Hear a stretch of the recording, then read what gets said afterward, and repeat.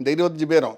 இன்னொன்று விஜய் வந்து நடுநிலைமையாக இருக்கிறார் அப்படின்னா நீங்களாம் நினைக்கிற மாதிரி அவர் தூய சக்தின்னு சொன்னால் அதிமுக கட்சியினுடைய விப்பை மீறி 25 பேர் வந்து ஆதரித்து ஓட்டு போட்டாங்க.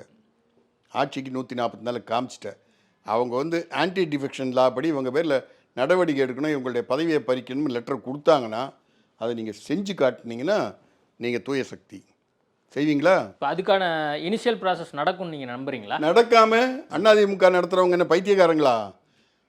இந்த 5 பேர் மட்டும்தான் அதி புத்திசாலி, மற்றவெல்லாம் வந்து முட்டாளா? நடக்காமல் எப்படி சார் இருக்கும்? நீ வந்து இவன் பஞ்சாக போகணும் 2/3 32 பேர். இவன் ஆரம்பத்தில் எங்ககிட்ட 30 பேர் 35 பேர்னு ஏலம் விட்டான். இப்போ ஓப்பனாக தெரிஞ்சு வச்சு 25 பேர் தான் இவங்க இருக்காங்க ஓட்டு போட்டாங்கன்னு.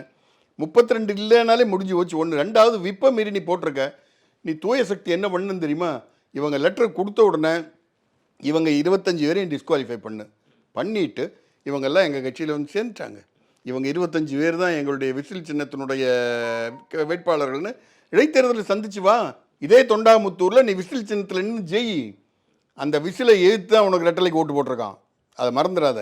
சிவி சண்முகம் மயிலத்தில் ஓட்டு போட்டான்னு சொன்னால் விசிலை எதிர்த்து ரெட்டலைக்கு ஓட்டு போட்டிருக்கான். நீங்கள்லாம் வந்து சந்தோஷமாக தாவேக்கா வேட்பாளராக வந்து நில்லுங்க. யார் வேணான்னா நீ அதிமுகவினுடைய பொதுச் செயலாளர் கொடுக்கக்கூடிய கடிதத்தை ஏற்றுக்கிட்டு இந்த 25 பேரையும் நீ டிஸ்குவாலிஃபை பண்ணணும்.